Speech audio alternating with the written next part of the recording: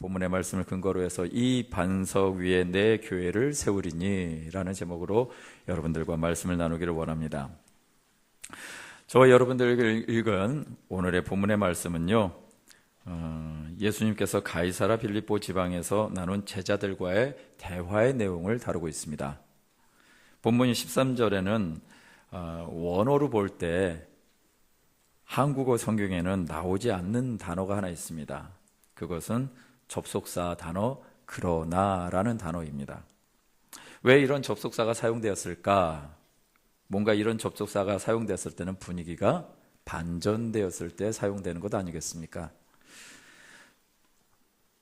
본문 앞부분에 보니까는 바리새인과 사두개인들이 예수님에게 표적을 구하며 또 불신앙적인 태도를 보여 예수님은 제자들에게 그들을 주의하라고 하신 말씀이 기록되어 있습니다. 그리고 가이사라 빌립보에 이르러 제자들에게 예수님을 누구라 하는지 묻습니다. 바리새인들과 서기관들과 다른 대화를 하는 것이죠. 그들이 말한 답과는 다른 답을 원하시는 것이었습니다. 그래서 그러나로 시작이 됩니다. 그런데 왜 가이사라 빌립보로 가셨을까요? 이곳은 갈릴리 바다의 북쪽으로 한참 올라갑니다. 로마 도시의 양식을 따라서 모방한 도시였기 때문에 그곳에는 우상 숭배가 팽배했습니다. 더더군다나 로마 황제를 신으로 여기는 땅이었습니다. 예수님이 이곳까지 가셔서 제자들에게 자신의 정체성에 관한 대화를 하신 이유가 무엇이었을까요? 그것은 바로 이런 우상의 땅에서 예수님의 신성, 즉 예수님의 하나님 되심과 메시아, 즉 예수님의 구원자 되심을 선포하고자 하셨기 때문입니다. 그래서 이후에 제자들을 불러 대화를 하신 것이죠. 본문에는 교회라는 단어가 나옵니다. 뭔가 중요한 의미가 있지 않겠습니까? 왜 중요한 의미냐고 말씀드리냐면 교회 너무너무 식상한 단어 아니겠습니까? 그런데 이 성경에서 마태복음에 예수님이 교회라는 단어를 새롭게 쓰시고 있는 것을 봅니다. 교회는 부르심을 받은 사람들의 모임이라고 합니다. 구약에서는 이스라엘 백성들의 야훼 앞에서 성회로, 총회로 모였다라고 얘기를 합니다. 오늘 본문에서는 예수님이 교회를 말씀하시는데 내 교회를 세우겠다라고 말씀하시더라는 것입니다. 이는 예수님의 신분을 드러내는 시몬 베드로의 신앙 고백을 들으시고 말씀하신 것으로 완전한 또 새로운 개념의 모임을 말씀하고 있는 것입니다. 이 새로운 교회를 세우는데 베드로의 신앙 고백은 어떤 영적 의미가 있을까요? 오늘 그 의미를 깨닫고 하나님의 은혜가 임하게 되시기를 주의 이름으로 축원드립니다. 첫째, 사람들이 인자를 누구라 하느냐라는 것입니다. 예수님은 자기 자신을 스스로 인자라고 말씀하셨습니다. 인자란 유대인들에게 하나님과 다른 평범한 사람을 일컫는 말이기도 하지만 또 예언적으로 메시아라는 것을 나타내는 말이기도 합니다. 예수님이 제자들에게 사람들이 인자를 누구라 하느냐 물으시며 인자라는 말을 쓰신 것은 이 두 가지 의미가 다 들어있는 것이죠. 즉 육신을 입고 이 땅에 오신 인간 예수님이 곧 메시아다라는 사실을 암시하고 있는 것입니다. 누가복음 19장 10절에 보니까 예수님께서 이런 말씀하셨습니다. 인자가 온 것은 잃어버린 자를 찾아 구원하려 함이니라. 예수님이 자신을 인자로 표현함으로써 겸손히 인간의 몸을 입고 오신 완전한 인간이라는 사실과 그 이유가 메시아적인 사명 때문에 이 땅에 오셨다라는 것을 누누이 말씀하고 있는 것입니다. 이 질문에 제자들이 대답을 합니다. 마태복음 16장 14절의 말씀에 보니까 이르되 더러는 침례 요한, 더러는 엘리야, 어떤 이는 예레미야나 선지자 중에 하나라 하나이다. 많은 사람들에게 물었을 때 그가 누구라고 하느냐, 내가 누구라고 하느냐라고 한 것에 대한 답이었죠. 여러분들이라면 여러분들을 향해서 누군가에게 묻습니다. 근데 여러분들을 향해서 아우, 당신은 침례 요한 같습니다. 당신은 엘리야 같습니다. 당신은 예레미야 같으시네요 라고 말씀을 들으신다면 여러분의 마음은 어떻겠습니까? 아마 뿌듯하지 않을까요? 제가 들어도 이런 얘기를 듣는다면 뿌듯한 마음이 들 것 같습니다. 그런데 실제로 제자들은 예수님에 대한 좋은 평가를 말한 것처럼 보이기는 합니다. 골라서 말한 것은 아닐까 그런 생각도 듭니다. 왜 그러냐면 예수님의 평가가 좋은 것만 있지 않더라는 것이죠. 바리새인들과 사두개인들과 많은 유대인들이 예수님을 비난했었던 모습을 우리는 기억해야 될 것입니다. 그러나 예수님의 이런 모든 상황 속에서 예수님은 아마 표정을 보지는 못했지만 그런 부분에 대해서 전혀 요동하지 않아야 하셨을 것 같습니다. 사람들이 엘리야라고 생각했던 이유는 다른 게 아니죠. 예수님의 놀라운 권능 때문에 그렇게 말했던 것 같습니다. 또 사람들이 침례 요한이라고 했던 것은 예수님이 회개를 선포했기 때문에 그렇게 비슷하다고 생각했던 것 같습니다. 또 예레미야라고 생각한 것은 예수님의 눈물과 그 꾸짖는 사역을 통해서 또 그렇게 생각했을 것 같습니다. 선지자 중에 하나라고 했던 것도 예수님의 예언적인 사역 때문에 그렇게 말했을 것 같습니다. 사람들에 대한 예수님의 고백, 그 예수님을 향한 그런 고백들이 사실은 대부분 부분적이고 또 각자 인간적인 기대에 만족한 것을 말한 것에 지나지 않았던 것 같습니다. 이런 사람들의 평가가 있었던 이유는 이해가 되기는 합니다. 더더군다나 당시 유대 사회는요, 정치적으로 로마 속국이었습니다. 매우 어렵고 힘든 시절을 지나가고 있었기 때문에 오랫동안 이들에게 있어서는 메시아를 기다리는 메시아 대망 사상이 고조되었던 시기이기도 합니다. 이런 때 율법의 높은 수준을 강조하지만 하나님을 마음에 두지 않고 있는 종교 지도자들과 맞설 뿐만 아니라 기이한 이적을 베풀고 가난하고 소외된 자들 편이 되어주신 예수님을 보고 이러한 평가들이 나올 법도 합니다. 그러나 이러한 평가들은 그들의 기대만큼이나 그들의 기대가 어그러지자 실망과 분노로 변하기도 합니다. 예수님에 대한 진정한 믿음, 진정한 정체성이 없다면 이렇게 예수님을 향해서 분노를 표출할 수도 있는 것이 유대인들의 모습이었습니다. 사람들의 대답은 예수님을 참 구주로 믿는 대답은 아니었다라는 것입니다. 요한복음 10장 26절 말씀해 보니까 너희가 내 양이 아니므로 믿지 아니하는도다 라는 말씀이 있습니다. 지금도 마찬가지일 것입니다.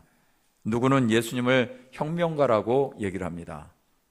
또 누구는 예수님을 최고의 도덕군자라고 얘기합니다. 또 누구는 예수님을 사람들의 필요에 의해서 만들어진 허상과도 같은 존재다라고 얘기를 합니다. 그런데 교회를 다니는 것, 또 교회를 다니시는 많은 사람들, 성도들 중에서도 예수님에 대한 생각은 이와 비슷하게 보여질 수도 있을 것 같습니다. 어떤 이는 예수님을 최고의 경영자로 얘기를 합니다. 예전에 읽었던 책 중에 하나가 CEO 예수라는 책이 있었던 것이 기억이 납니다. 그러니까 예수님이 한마디로 말해서 회사의 경영장인 거죠. 어떤 이는 예수님을 최고의 교육자라고 얘기를 합니다. 또 어떤 이는 예수님을 마음의 위안을 주는 존재라고 얘기를 합니다.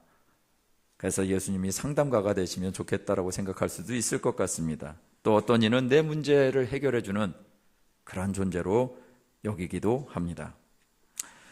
어떤 사람들처럼 믿는 자가 아니라 우리 주님의 양이 되시는 저와 여러분 되시기를 주님의 이름으로 축원드립니다. 여러분들에게 있어서 우리 주님은 어떤 분이냐라는 것이 이제는 중요하지 않겠습니까? 그래서 두 번째는 너희는 나를 누구라 하느냐라는 것입니다. 예수님은 이 질문 앞에서 똑같이 그러나라는 단어가 기록되어 온 것을 보게 됩니다. 즉 사람들은 그렇게 말한다. 그러나 너희는 나를 누구라 하느냐라는 것이죠. 예수님은 그러나라는 단어를 사용하심으로써 일반 사람들의 대답과 다른 답을 제자들에게 듣기를 원하셨던 것 같습니다. 이 질문은 자신의 메시아적 정체성의 고백을 이끌어내기 위함이었던 것이죠. 그러므로 앞선 사람들의 인자를 누구라 하느냐라는 질문은 사실 이 제자들에게 뭔가 답을 원하시는 주님의 마음이 담겨 있었던 것입니다. 예수님은 사람들의 평가가 그렇게 중요하지 않았던 것 같습니다. 정말 중요한 것은 제자들, 당신을 따르고 믿고 오는 제자들, 그들의 입에서 나오는 너희는 나를 누구라 하느냐, 이 고백이 굉장히 중요하셨던 것 같습니다. 그래서 베드로가 답합니다. 저와 여러분들이 너무나 잘 아는 주는 그리스도시요 살아계신 하나님의 아들이십니다 라는 것이죠. 베드로의 고백은 예수님을 진정한 메시아로, 또 하나님의 독생자로 예수님의 신성을 강조하는 그런 고백이었습니다. 베드로는 구약 성경에서 보니까 구약 성경 내용에 기름 부음 받은 자라는 표현이 있는데, 그 기름 부음 받은 자는 세 그룹을 말하죠. 왕을 얘기하고 또 대제사장을 얘기하고 또 선지자를 말합니다. 그러므로 예수님은 그리스도라고 말한 것은 예수님이 하나님으로부터 왕이요 대제사장이요 선지자라는 사실, 이 세 지위와 권능을 모두 받은 참 메시아라는 것을 고백하고 있는 셈입니다. 또한 베드로는 예수님을 하나님의 아들이라고 하였습니다. 이는 예수님의 신성을 정확히 말한 것이죠. 예수님에 대한 이 두 말은 예수님의 정체성과 그 사명을 정확하게 드러낸 것입니다. 이 고백이 바로 예수 그리스도의 공동체인 교회의 시작과 기초가 되는 고백이었던 것입니다. 에베소서 1장 23절 말씀에 보니까 교회는 그의 몸이니 만물 안에서 만물을 충만하게 하시는 이의 충만함이니라. 주님은 이 시대를 살아가는 우리에게도 동일하게 질문하십니다. 여러분은 어떤 신앙 고백을 하셨습니까? 예수님을 내 소유나 내 문제 해결사 정도로 본다면 베드로와 같은 참 신앙 고백은 할 수가 없을 것입니다. 로마서 10장 10절 말씀에 보니까요, 이 말씀 함께 읽어보겠습니다. 시작. 사람이 마음으로 믿어 의에 이르고 입으로 신하여 구원에 이르느니라. 아멘. 입술로 고백하는 것이 이렇게 중요합니다.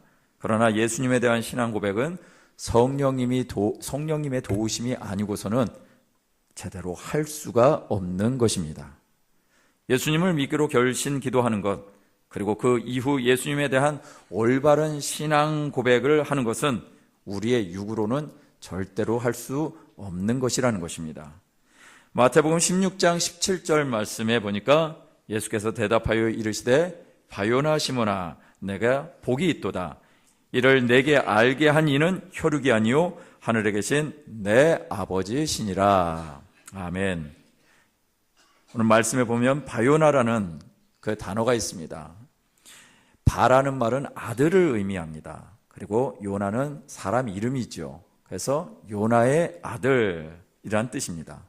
바요나 시몬이라고 하심으로 인해서 시몬이 사람의 아들임을 말씀하고 있는 것이죠. 역설적으로 사람의 아들인 시몬이 한 고백, 그 신앙 고백은 사람으로는 할 수 없음을 강조하기 위한 것이었습니다. 그래서 이를 내게 알게 한 이는 혈육이 아니라고 말씀하시는 것이죠. 이것은 하늘에 계신 내 아버지가 그렇게 알게 하시고 말하게 하신 것이다 라고 말씀하시는 것입니다. 오직 하나님의 은혜로 계시해 주신 것이라는 것입니다. 우리가 예수님을 알고 믿고 고백하는 것은 이것은 전적으로 하나님의 은혜입니다. 그것이 우리에게 최고의 축복인 줄 믿습니다. 살아계신 하나님의 아들이신 예수님, 그분이 나의 그리스도이십니다 라고 매일매일 고백하시는 저와 여러분 되시기를 주님의 이름으로 축원드립니다.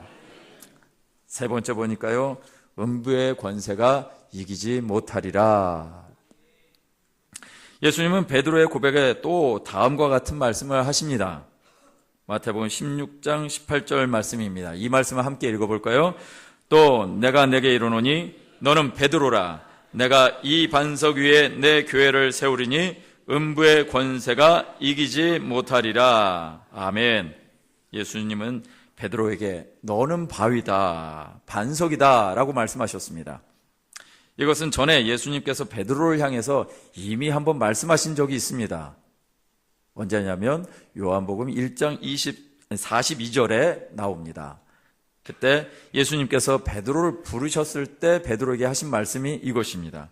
내가 요한의 아들 시몬이니 장차 게바라 하리라 하시니라 라는 말씀이었습니다. 그 게바라는 뜻은 베드로라는 뜻이었고 반석으로 이어지는 것이죠. 그래서 예수님께서 말씀하신 것이 성취되어지게 하십니다. 그리고 이 반석 위에 교회를 세우시겠다고 하셨습니다. 그런데 우리가 좀 유의할 것이 있습니다.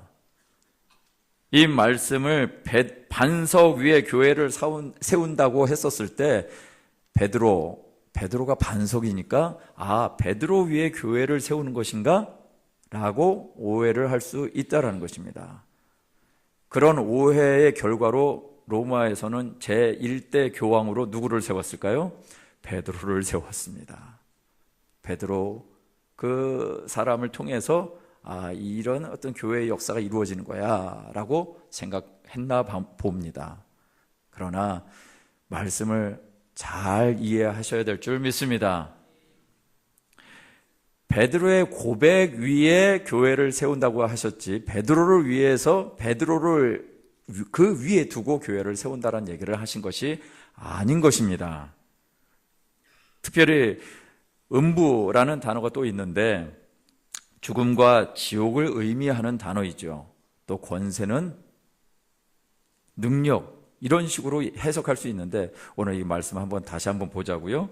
이 문은 성전문 또 성문, 감옥문처럼 이 권세를 말하고 있는 것이 문에 대한 얘기이기도 합니다. 음부의 권세란 죽음의 매우 강력한 권세, 사탄의 권세를 상징하죠. 그런데 주님이 말씀하십니다. 내가 무엇인가를 세우는데 그것은 사망의 권세가 이기지 못하는 놀라운 능력을 갖게 될 거야 라고 주님이 말씀하셨습니다. 과거의 그 전쟁의 어떤 역사라든가 또 그 드라마라든가 영화를 보시면 여러분들 아시겠지만 성을 함락하는 장면들을 보실 것입니다.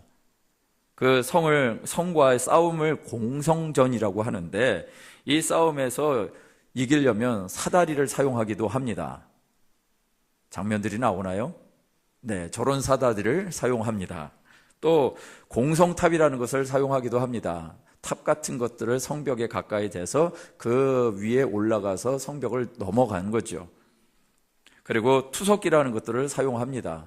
그래서 저 투석기를 통해서 성벽을 무너뜨리는 것이죠. 그러나 가장 중요한 공성전의 방법이 하나 있는데 그것은 충차를 통해서 성문을 파괴하고 진입하는 것입니다.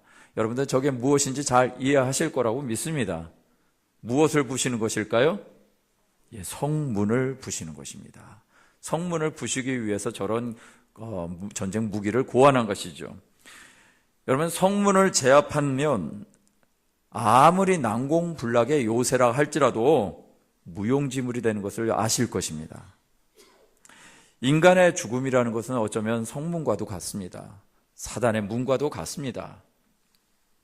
난공불락의 요새와도 같은 것이죠. 그래서 어느 누구도 그 죽음의 권세를 이기지 못합니다. 그런데 영어 성경 번역에 보니까 이것을 권세, 능력 이런 식으로 죽음의 권세, 사망의 권세라고 쓰여진 단어가 무엇으로 표현되어 있냐면 잠깐 보여주실까요? 네, 보니까 지옥의 문이 이것을 극복하지 못할 거다. 그 앞에 있는 내용은 반석 위에다가 내가 내 교회를 세울 거야. 그리고 지옥의 문이 그것을 극복하지 마, 이겨내지 못할 거야 라고 이렇게 말씀하셨던 것입니다. 그럼 지옥의 문이 이겨내지 못하는 것이 무엇이냐? 그것이 무엇이냐? 바로 교회인 것입니다. 하나님이 그렇게 우리에게, 주님이 그렇게 우리에게 성령님을 통해서 교회의 권세를 주시고 사망의 권세를 이기게 하시는 능력을 우리에게 주셨다라는 사실입니다. 이 사망의 권세가 누구에게로 넘어왔냐면 예수님께로 넘어왔다라는 것을 말씀하시는 것이죠. 이것이 어떻게 가능하겠습니까? 어떻게 우리는 알 수가 있습니까? 그것은 한 가지 사실입니다. 예수님이 바로 부활하셨다라는 것입니다. 오늘 부활절은 아닙니다. 그런데 부활에 대한 사건은 우리가 계속해서 묵상해야 되고 누려야 될 또 사건인 줄 믿습니다. 마가복음 5장에는요, 회당장 야이로에 대한 딸 얘기가 나옵니다. 또 누가복음 7장에는요, 나인성 과부의 아들 얘기가 나옵니다. 그리고 요한복음 11장에는 나사로라는 사람의 얘기가 나옵니다. 제가 얘기한 것에 대한 공통점이 무엇일까요? 이 사람들, 언급한 모든 사람은 죽었다라는 것입니다. 다 죽었는데, 그래서 그들이 어디를 통과했느냐? 죽음의 문을 통과했다라는 것입니다. 죽음의 문을 통과해서 사망 안에 갇혀있는 존재인데, 그런데 예수님을 통해서 사망에서 끄집어냄을 받은 존재가 바로 이 사람들이다라는 것입니다. 여러분, 한 가지 질문을 하겠습니다. 여전히 그 사람들은 다시 죽지 않았을까요? 예, 다시 죽음을 맞이했을 것입니다. 죽은 사람을 다시 살려도 다시 죽습니다. 그렇다면 뭐하러 예수님은 죽은 자를 살리실까요? 이유는 한 가지입니다. 죽음을 다스리는 권세가 누구에게 있다? 예수님에게 있다. 죽음을 다스리는 권세가 예수님에게 있다는 사실을 선포하기 위해서 그런 일들을 행하신 것입니다. 예수님은 부활하셔서 우리에게 새로운 삶의 모습을 제시해 주셨습니다. 영원히 사는 존재로 부활의 존재가 되는 것을 보여주신 것입니다. 저와 여러분들은 바로 그런 존재입니다. 순복음 교회 안에서 예배하고 있는 저와 여러분들이 각자가 작은 교회가 되어 예수님이 전해주신 부활의 삶을 경험하게 하실 것을 믿습니다. 그래서 사망 권세가 교회를 이기지 못한다라고 말씀하시는 것인 줄 믿습니다. 계시록 1장 18절에 보니까요, 곧 살아있는 자라 내가 전에 죽었었노라 볼지어다 이제 세세토록 살아있어 사망과 음부의 열쇠를 가졌노니. 사망의 권세, 죽음의 문을 열 수 있는 권세가 어디에게 주어졌을까요? 교회에 주어졌다라고 주님이 말씀하시는 것인 줄 믿습니다. 죽음의 문을 열 천국의 열쇠를 교회에게 주신 것입니다. 마태복음 16장 19절의 말씀 함께 읽겠습니다. 시작. 내가 천국의 열쇠를 내게 주리니 내가 땅에서 무엇이든지 매면 하늘에서도 매일 것이요 내가 땅에서 무엇이든지 풀면 하늘에서도 풀리리라 하시고. 아멘. 보니까 여기에서 천국은요 18절에 교회를 말합니다. 그러므로 천국 열쇠는 예수 그리스도의 교회를 열고 닫을 수 있는 권세를 말하는 것이죠. 근데 이 권세가 누구에게 주어졌다고요? 말씀 보니까 내가 천국 열쇠를 내게 주리니 누구에게? 믿음의 고백을 한 사람에게. 베드로 맞습니다.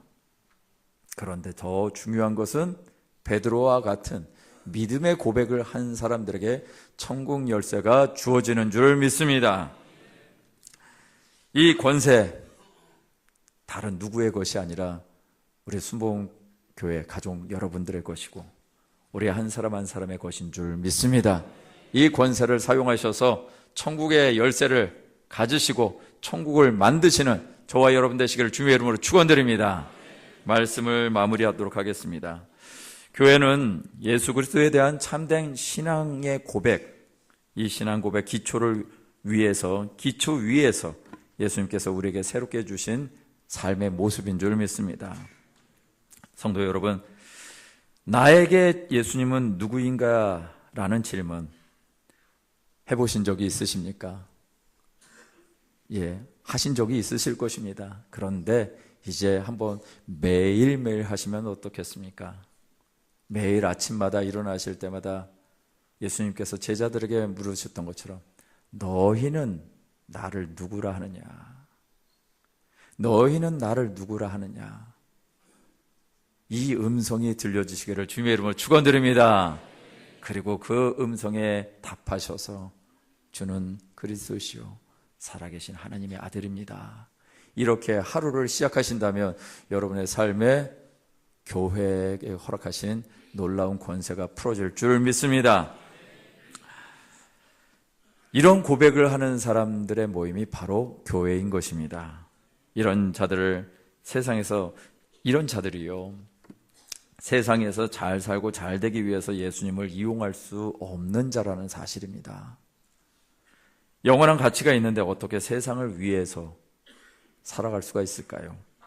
교회인 우리는 주님의 나라를 위해서 이 땅 위에서 살아가는 그런 존재가 되어준 줄 믿습니다.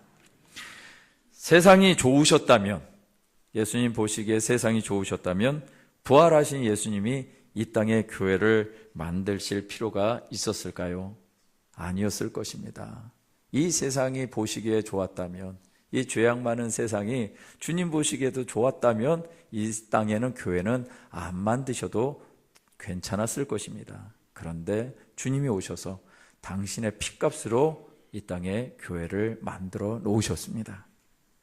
이 땅에 살아있는 동안 하나님의 나라를 경험하라고, 이 땅에 살아있는 동안 천국의 모형을 경험하라고, 이 땅에 살아가는 동안 하나님을 누리라고, 이 땅에 살아가는 동안 이 거룩한 삶을 살아갈 수 있는 내 백성이 되라고 하나님께서, 우리 주님께서 우리에게 교회를 허락해 주신 줄 믿습니다. 여러분, 테레사 수녀 얘기를 아실 것입니다. 많이 들으셨는데 그분이 어떤 일을 했는지 구체적인 통계라든가 이런 것을 들어보신 적이 없을 것 같습니다. 근데 제가 이렇게 보니까 50만 명이 넘는 사람들을 돌봤다고 합니다. 그리고 그 빈민가 아이들을 위해서 130개의 학교를, 130여 개 그 이상의 학교를 지으신 것 같습니다. 또 길거리에서 죽어가는 수많은 사람들, 그 죽어가는 사람들을 돌보면서 그들을 또 안내해 준 삶을 살았던 것 같습니다. 그런데 이분이 한 말이 마음에 이렇게 새겨지더라고요. 이분이 이런 말을 했습니다. 우리는 성공하기 위해 부르심을 받은 것이 아니라 진실하기 위해 부르심을 받았다. 나는 주의 손안에 있는 연필입니다. 이런 고백을 했다라고 합니다. 우리의 삶의 목적은 주님을 닮아가는 삶인 줄 믿습니다. 우리의 삶의 목적은 주님을 모시고 주님이 우리를 귀하게 여기시고 주님이 귀하게 여기시는 것을 우리도 함께 귀하게 여기는 것이 우리들이 살아가는 삶의 방법이고 방향인 줄 믿습니다. 이런 삶을 살아가는 사람들은 예수님을 자기 이익의 도구로 사용할 수가 없습니다. 오히려 이런 삶을 살아가는 사람들에게는 예수님께서 천국의 열쇠를 주시는 줄 믿습니다. 교회 구성원들은요, 예수님을 제대로 알고 또 예수님을 제대로 믿고 또 예수님을 제대로 섬기는, 그래서 서로가 서로를 권면하는 삶을 살아가게 되는 줄 믿습니다. 교회는 사단의 사망의 권세가 이기지 못하고요, 천국 열쇠로 메고 푸는 권한을 받았습니다. 참된 신앙 교육을 하는, 또 참된 신앙 고백이 함께 이루어지는 성도들의 모임인 교회가 매기도 하고 풀기도 하는 천국 열쇠를 가진 줄 믿습니다. 그러므로 교회는 늘 복음을 전파하는 일에, 또 올바른 진리를 가르치는 일에, 또 성도들의 바른 생활을 할 수 있도록, 또 강건한 삶을 살아갈 수 있도록 그렇게 선포하며 살아가야 될 줄 믿습니다. 마태복음 4장 23절 말씀, 이 말씀을 함께 읽겠습니다. 시작. 예수께서 온 갈릴리로 두루 다니사 그들의 회당에서 가르치시며 천국 복음을 전파하시며 백성 중에 모든 병과 모든 약한 것을 고치시니. 아멘.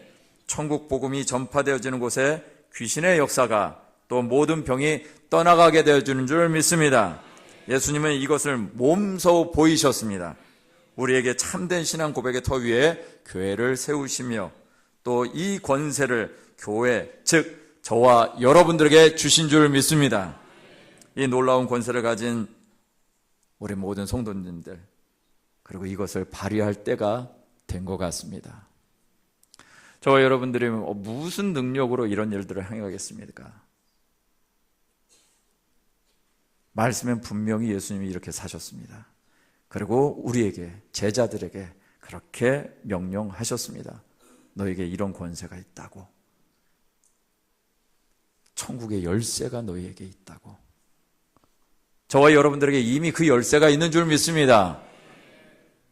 문제는 사용을 안 한다는 게 문제입니다. 이제 우리가 사용할 때인 것 같습니다. 우리에게 하나님께서 이미 베풀어 주신 그 권세, 천국의 열쇠를 가지고 저와 여러분들이 교회로서의 삶을 살게 되면 유형적인 교회가 아니라 저와 여러분들이 각자가 교회가 되어서 살아갈 때 하나님의 권세, 사망이 이기지 감당하지 못하는 권세가 저희들의 삶을 통해서 일어나게 될 줄 믿습니다. 우리 자신을 신뢰하지 마시고요, 어제 주님께서 우리에게 말씀하신 것을 신뢰하셔서 교회답게 살아가시고 천국의 열쇠를 가진 자답게 살아가시는 저와 여러분 되시기를 주님의 이름으로 축원드립니다. 아멘. 그래서 우리가 찬양하기를 원합니다. 이 시간 우리가 찬양할 때 예수는 그리스도, 아침마다 무엇을 고백하자고요? 주는 그리스도시요 살아계신 하나님의 아들이십니다. 매일 아침마다 이 고백과 함께 하루를 시작하셔서 저와 여러분들에게 주신 이 천국의 열쇠와 사망이 감당하지 못하는, 사망이 이기지 못하는 그 권세를 우리의 삶 가운데 누리셔서 주님이 원하시는 교회다운 삶을 살아내시는 저와 여러분 되시기를 주님의 이름으로 축원드립니다.